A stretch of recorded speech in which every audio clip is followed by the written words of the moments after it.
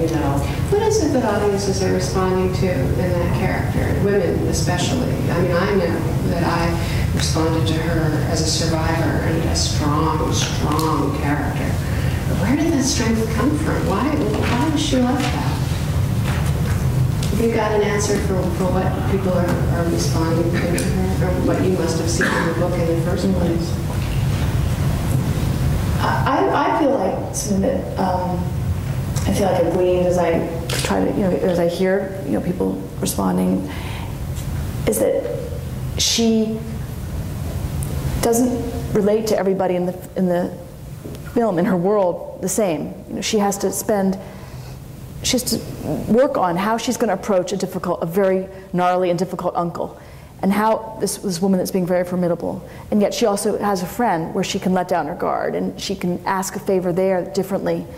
So I think people, I think one thing that can happen, especially with a teen woman or someone it can be kind of a one-note situation where the person is super sarcastic or sassy, or you hit a stride with a certain demeanor and that's supposed to be carried throughout the whole film. And I felt like, I know I responded, and I feel like there might be a similar response in viewers, that it's pleasurable to see her being very specific of how she's going to actually, her strategies of literally of communicating, relating, getting what she needs. And it's also gratifying that her uncle comes through for her. Yes. And yes. John Hawkes is so extraordinary, and it's so great that he got nominated. That was not expected necessarily. So he was deep in the research too, John, in terms of the whole meth culture. Could you talk about what you wanted in terms of authenticity there?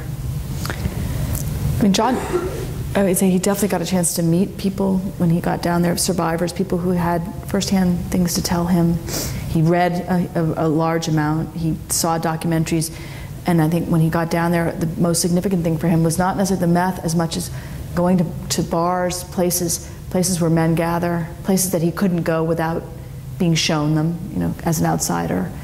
And he was interested in body language. He is a very gentle person. He's a very soft-spoken person in real life, and I think he wanted to see when someone tells a story, when someone answers someone, he wanted to see how people around him had made their adaptations for how they behave, and so he really wanted to listen, absorb.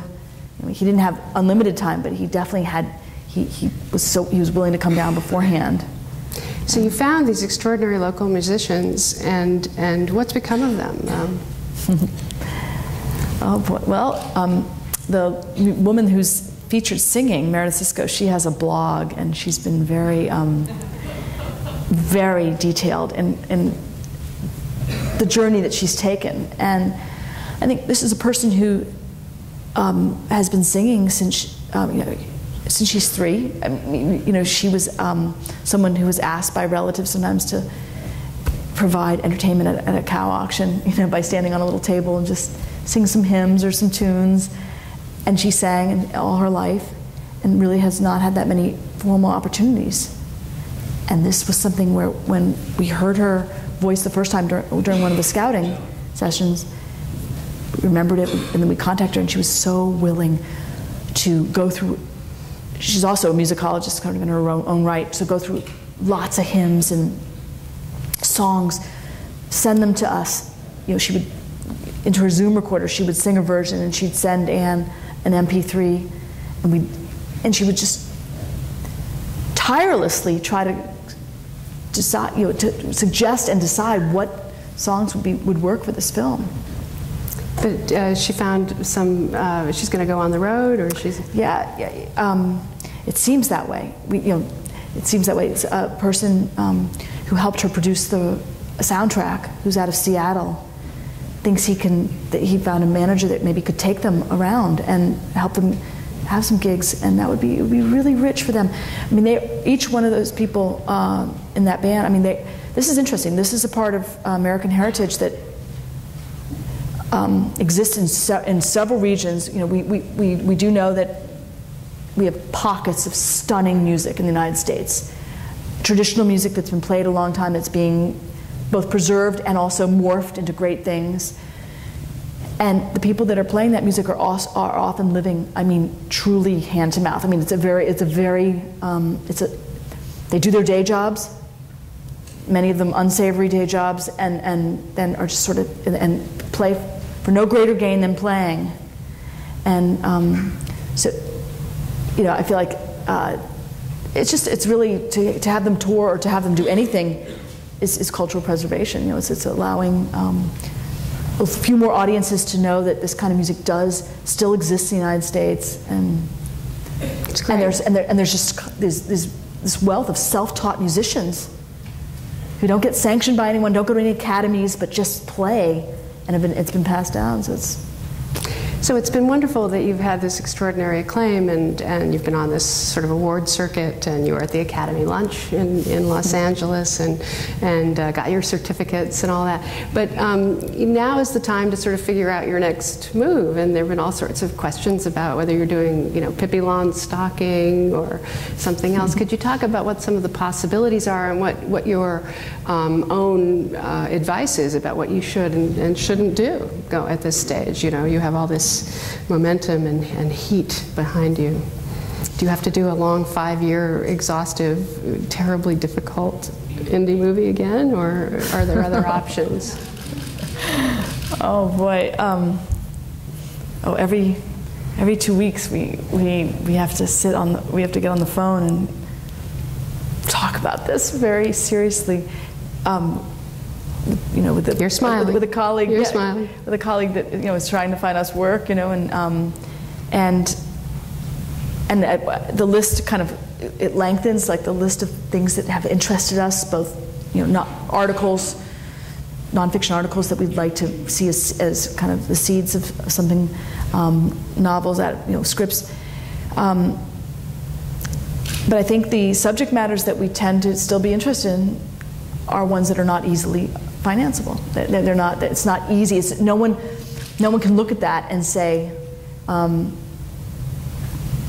you know, wow, the precedent for that is similar to Black Swan, and it can do this and this, you know, or it's, you know, this is material that, just like we were told with Winter's Bone, you know, oh, you know, good story, but oh wow, that's heavy. You know, people can't really handle that kind of story. That's way too heavy, too dark. And it's not that we're seeking material just like that. I'm just saying it happens that when material depicts lives that have complications in them, it's immediately put into that side of things. You know. Well, the indie market needs movies like Winter's Bone to remind people that these movies can, in fact, find audiences. Yeah.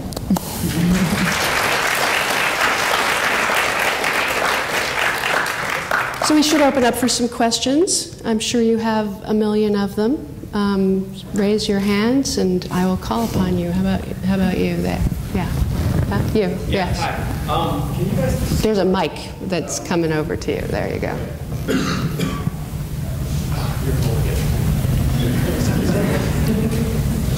That's all right. So, can you guys describe what it is like to write a movie with two people? How that works, the give and take, and just what your process was like? God, it's kind of hard to remember, but... Yeah. We had some very fun times. It was. We were in a cubicle on St. Mark's Place, and we were also at my kitchen table up in Spanish Harlem quite a bit. Yes. Because the answer, I think, is very specific to the experience that was from this novel, which was, it was very pleasurable to work on this because both of us, we would never know. We never knew till the day we shot whether the exact that we saw in her mind. I didn't know if she saw the exact same kitchen I saw, but the fact is, we could we could absolutely play it through our heads, the blocking. You know, we understood that Ree was going to move across the, you know, stir the pot, whatever, serve something to her siblings. You know, we could, together, by speaking it out loud, we could completely sort of play the movie for ourselves. And that's a very, very pleasurable intellectual pursuit, to imagine and confer with your your closest colleague and say, is that sort of how you're seeing it? I'm seeing it like that. And then we kind of switched off about who was actually going to sort of write the actual slug line, the actual description. And then we were very open as the process went on. These photographs and these research trips would inform. We would come back and we would find out that, the real toy that her brother would play with was this. In real life he has a trampoline and it's rusty and he likes to play on it, and he has a treehouse, and we would find out how exactly Rhee's laundry gets hung by asking the family to show us. And we'd come back and we'd change the script and say, that's a good scene. We can have that. It takes a long time to hang the laundry. That's plenty of time for so-and-so to drive up. Things that from the Missouri turf would end up informing, and we were both taking those visual notes. We were with our third collaborator, which is the DP that we work with, Michael McDonough. And when we come back, we have the evidence. We have these this very large quantity of photographs that we take. And so I feel like in this sense, we're able to share sort of a communal screen most of the time. And then I would say we both take away, and then we'd separate. We would print, we'd print as many times as we could, say, print the back, then the drafts, and she would go, I would go, and we'd mark them up separately, and then we'd confer. We'd read our notes to each other. What did you have problems with? What do you think's not working? No. Okay, the woman in white right there. There's a mic. There's a mic. How did you get the rights? Did Daniel, was he part of this whole collaboration? No, we optioned the rights. The galleys came to us before the film, before the book was published, actually, and we paid for the right to turn the novel into a screenplay. And we did consult with Daniel initially, but then we sort of had to go off and do our own thing. Yeah. There's someone down here, right here in the second row. Thank you. What is it like to craft a character like, I think her name is Mereb, or what's it like to develop a character like her and to work with something like that?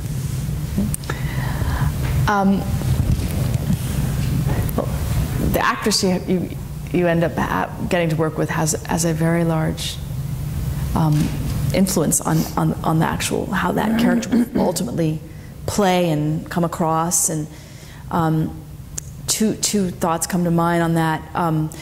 One was that I think Anne and I had huge relief that this woman was capable of doing the right thing in the end. We didn't relish a scene where someone's physically punished, and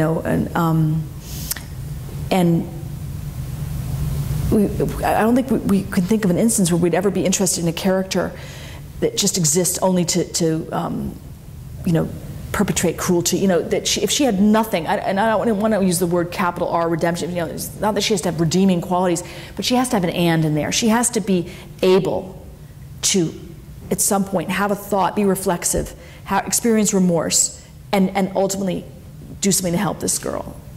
And so that really made us feel that she was a worthy character to wrestle down, even if she's going to do some unconscionable things. And then Dale Dickey really got us even more invested in how this character would turn out, because Dale was very willing. She had some very powerful models in her head. She comes from Eastern Tennessee, and she had these aunts who had been formidable in her own life, and she was able to sort of hear them and see them. And she did a really interesting audition. And then what really struck me was the day that we shot the scene where Rhea is really pleading in the yard. Dale said to me, I'm really, this is really eroding my, I thought I was going to play it one way. And she's really getting under my skin. This is getting very uncomfortable for me. Her plea is really naked, and it's really, I'm feeling rattled. And I didn't expect to. She thought that's what she said. She said she thought she would sort of just kind of toe the line and be all intimidating, and what the other characteristics this woman has. And so that was wonderful. And you know, I said, go moment by moment. Then, I mean, what you know, if she's getting under your skin, that's a great thing. It's a great thing for humanity that someone as ornery as Merab can also, you know, the and can also find the empathy, see this person as possibly a, you know, a younger version of herself, understand what she's up against. Okay, right here. Hi, first of all, congratulations. It's a beautiful film. It's the second time I saw it, and it's even better the second time, and I want to watch it a third and a fourth time. My question is, in your production process, how many days did you shoot? And also, were you able to rehearse ahead of time? And if so, did you do it on location? And combined with a little bit of, you talked a lot about interacting with the community. Did you, after hours with the actors, be part of the community in some way, hanging out, and how did that contribute to the film, if so?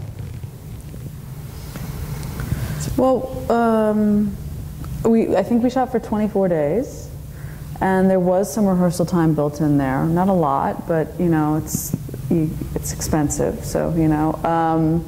And we did. I mean, we were visiting the Ozarks for about 3.5 years, and you know, I think we tried. You know, they have covered dish. Covered dish event. They have covered dish events in the Ozarks where everyone brings. It's like a huge potluck, and yeah, I think we tried to get to know the community when we brought our whole crew down. You know, it had just been Deborah and myself and our DP Michael for years, and finally we had to like introduce everyone to like our crew and our crew to everyone that we'd been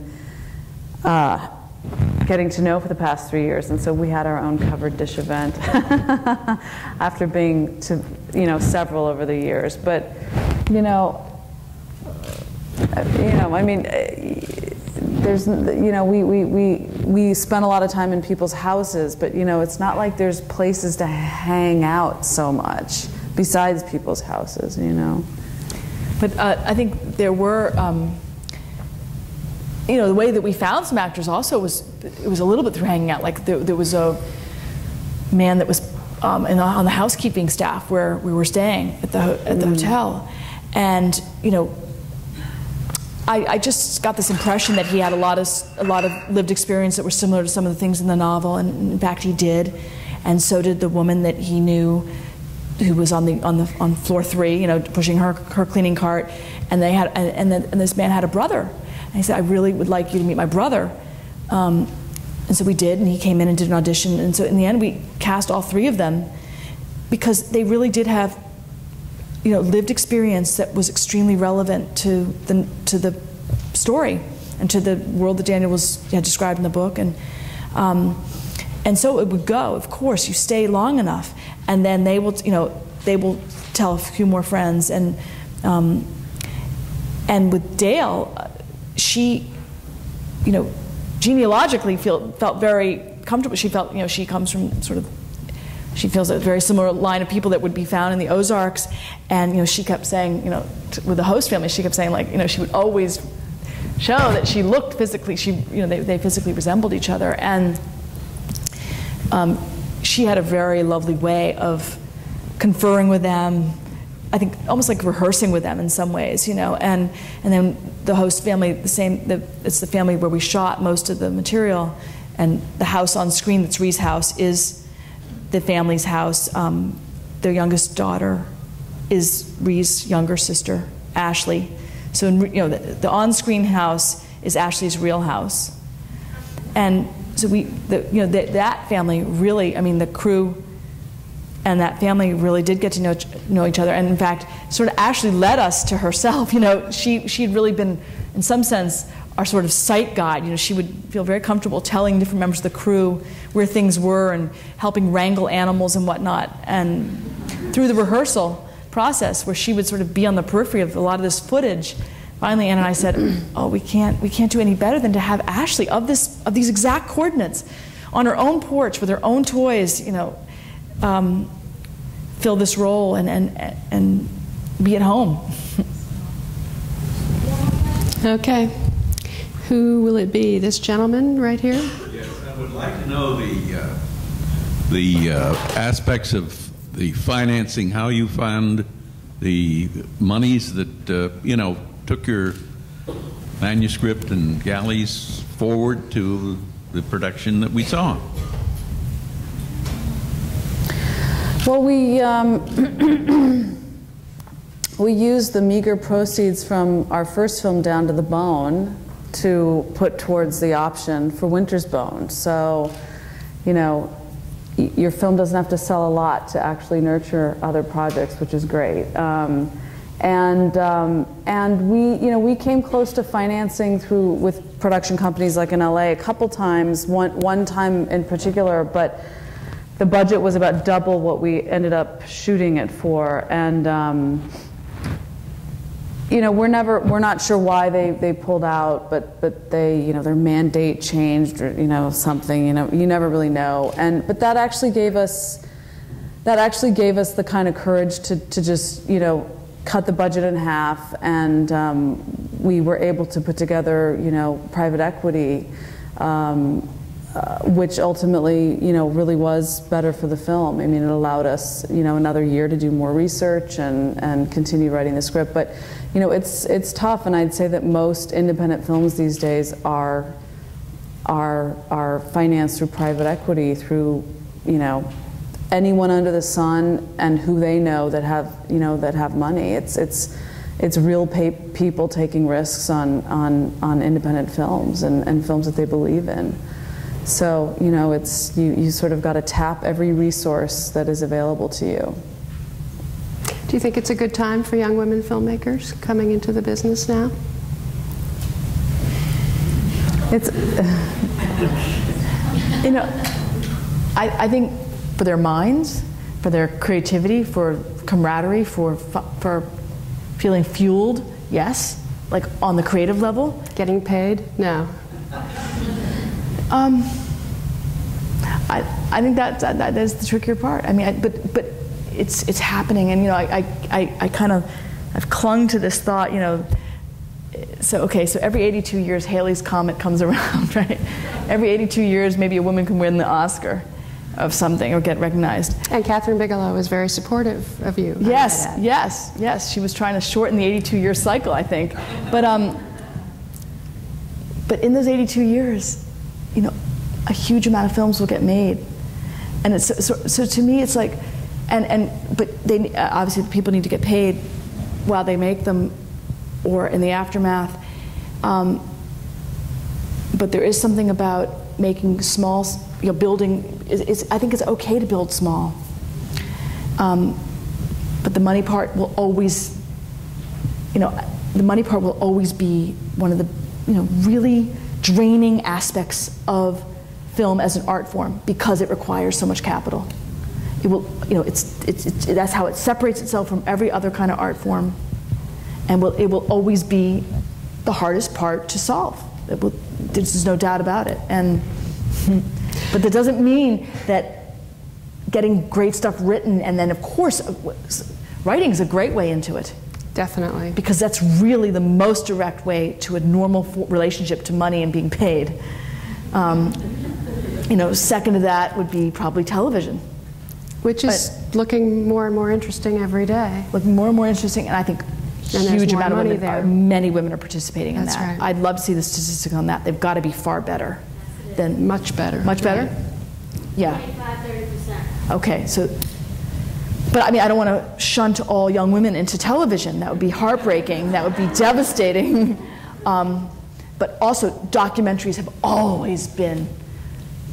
That's the beauty. That's the road. I mean, that's the road. I feel like you'd be willing to make one. Oh yes. No, we don't want to pack it in before we've made a couple heartfelt documentaries. But I was going to say, think Barbara Koppel. Think way back. Think about, just that. There's a really gorgeous tradition of women being very fired up, making great work in the documentary field, and that actually also has a closer relationship to a paycheck. All right. A deferred paycheck. I think they're pulling us off. Thank you. Thank you very much. And don't forget your